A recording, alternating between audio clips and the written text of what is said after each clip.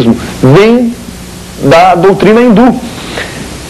As pessoas mais importantes dentro da área de filosofia e religião são Helena Blavatsky e Alice Bailey. Para vocês terem uma ideia, Alice Bailey foi uma mulher que ela foi discípula de Helena Blavatsky. Essa mulher, ela tinha uma editora chamada Lucifer Trust, ou seja, Confiança em Lúcifer. Para não dar muita bandeira, eles mudaram um pouquinho o nome disso aí para Lucis Trust. E essa editora existe até hoje. Fala inclusive do reaparecimento do Cristo. E ali dita alguns aspectos que são claramente ligados ao anticristo. Portanto, a doutrina da nova era religiosa é uma doutrina sincretista. Se por um lado ela traz bagagem da religião oriental, ela traz outros tipos de bagagens também da religião afro. Por exemplo, eu quero mostrar para vocês aqui algumas revistas e as suas, alguns temas aqui que eles falam. Por exemplo, o poder maior das bruxas modernas. Então isso é magia.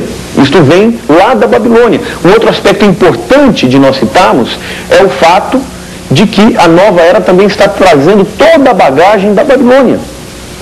Quando Deus, lá em Deuteronômio 18, diz: quando entrares na terra que o Senhor teu Deus te der, não aprenderás a fazer conforme as abominações daquelas nações. E ali começa a seguir, citar todos os aspectos que Deus rejeitava e abominava. E dentre esses estavam leitura de mãos, consulta de mortos, necromantes, passar filhos pelo fogo. Todas essas práticas de bruxaria que nasceram na Babilônia e foram sendo disseminadas em todas as culturas apóstatas, estão sendo trazidas de volta. Agora, por que eles inclusive propõem que haja uma ressurreição da doutrina babilônica? Por quê? Porque a palavra Babilônia vem do hebraico lá, Babel. O povo queria construir uma torre até Deus, e eles chamaram de Bab-El, que significa portão para Deus. E Deus, não tendo aceito aquilo, fez um trocadilhozinho, chamando aquilo de Babel, que significa confusão. Ali nasceu a primeira falsa religião, com Nimrod, que é um tipo, ou seja, uma figura do anticristo que virá. Foi o primeiro grande líder mundial. Portanto, a nova era está trazendo de volta toda esta bagagem oriental, assim como da Babilônia, assim como de religiões afros, ou seja, aquele sincretismo que eu citei. Será que existe uma divisão de trabalho ou mesmo uma hierarquia entre os adeptos da nova era? Existe. Alice Bailey, aquela autora que eu já citei, ela escreveu um livro chamado O Reaparecimento do Cristo. Esse livro, por sinal, é muito difícil de ser encontrado. Mas neste livro, ela dá uma hierarquia espiritual que está envolvida na preparação da volta do Cristo. Para eles, obviamente, o Cristo não é o nosso Senhor Jesus, mas o próprio Maitreya. Existe uma certa divergênciazinha aí. Existem alguns adeptos que acreditam que o Maitreya vai ser a encarnação de Saint Germain, que é um espírito que morreu no passado, mas que vem se reencarnando em pessoas importantes durante todo esse processo de operacionalização desse plano. Nós estamos aqui com a figura de Saint Germain, que é o nosso conhecido mestre da nova era, o avatar da nova era.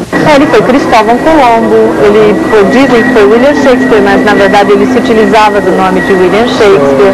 Ele foi Francis Bacon, foi Roger Bacon, foi São José, pai de Jesus. Quer dizer, ele teve várias encarnações importantes e o movimento dele é para libertar o planeta Terra, que está sempre em ação com a liberdade. Em 1º de maio de 1954, Jesus passou às mãos de Saint Germain o cetro e a coroa do avatar da nova era. Isso foi uma cerimônia sagrada e cósmica que aconteceu nas esferas internas do nosso planeta e foi uma coisa muito bonita, porque Saint Germain assumiu definitivamente o seu posto dentro da hierarquia para reger a nova era. Outros acreditam não, que o Maitreya vai ser o sustentáculo, vai ser o receptáculo de um espírito de luz muito mais superior para impetrar, para levar a cabo o objetivo de um único governo mundial e uma única religião. Mas qual é então a hierarquia que Alice Bailey propõe no seu livro? Em primeiro lugar, ela diz que existe o Shambhala, ou seja, o reino de luz, onde Lúcifer reina. E segundo o entendimento das Escrituras, isto significa o lugar onde Lúcifer reina. Este é o lugar onde Lúcifer reina. Depois disso vem os chamados mestres cósmicos, que segundo Efésios capítulo 6, são as legiões da maldade que estão nas regiões espirituais. Abaixo disso então viria o Maitreya, que seria o instrumento. O homem, um instrumento que vai levar a cabo este plano. Segundo o contexto bíblico, é muito provável que ele seja o anticristo. E este Maitreya, o que ele faria? Este Maitreya, ele vai ser o homem que vai sintetizar todas as religiões em si mesmo. Essa é a razão porque muitos o chamam de avatar da síntese, ou avatar de síntese. O Maitreya, para os New Agers, ele vai ser a resposta aos anseios de todas as religiões. Nós, os cristãos, esperamos por Cristo. E o Maitreya vai ser o Cristo dos cristãos. Os judeus esperam pelo Messias. Ele vai ser o Messias dos judeus. Os budistas, o Buda, o Hare Krishna, o Krishna, os hindus, e daí por diante. Ou seja, ele vai sintetizar todas as religiões em torno de si mesmo. E eles dizem mais, que cada um destes grandes líderes do passado será um dos seus apóstolos. Jesus Cristo, por exemplo, vai ser o apóstolo que vai ser responsável pela igreja. Portanto, Cristo vai cuidar só das igrejas cristãs. O Buda vai cuidar só das religiões budistas e daí por diante. Abaixo do Maitreya, ela acredita que vai haver um outro ainda, um avatar de síntese, que provavelmente, segundo o contexto bíblico, poderia ser o falso profeta, que vai ser aquele que vai intermediar, aquele que vai falar do anticristo. E esse avatar de síntese vai ser aquele que vai defender todos os interesses do Maitreya. Abaixo disso vem o novo grupo de servidores do mundo, que é subdividido em dois pequenos grupos, os instruídos e os aspirantes. Seriam as pessoas.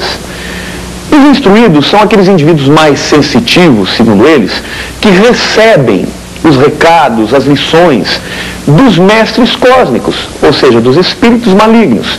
Eles recebem e vão divulgar como profetas.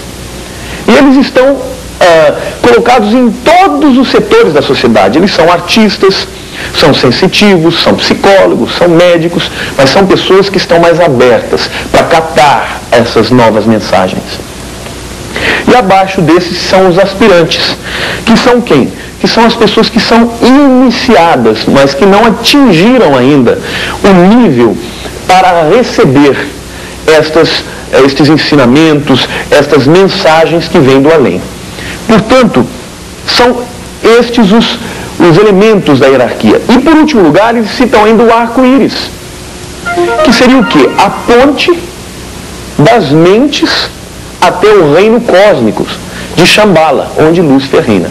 Em outras palavras, eles dizem que cada indivíduo que vai fazer parte deste movimento precisa passar por um processo de iniciação luciférica, ou também chamado de iniciação esotérica, para que esse indivíduo receba um sinal de luz, e ao receber esse sinal de luz, ele abra a sua mente, ele quebre todas as barreiras interiores, para que ele possa então se tornar um iniciado e depois um instruído, e daí por diante se tornar um grande instrumento para a propagação do movimento Nova Era. Arco-íris, 666, fita entrelaçada sem fim, esses são alguns dos símbolos da Nova Era. No próximo bloco você vai saber o porquê da utilização desses símbolos. Conheça também um pouco sobre a música New Age. E também você vai saber a repercussão dos ideais da Nova Era dentro do meio empresarial.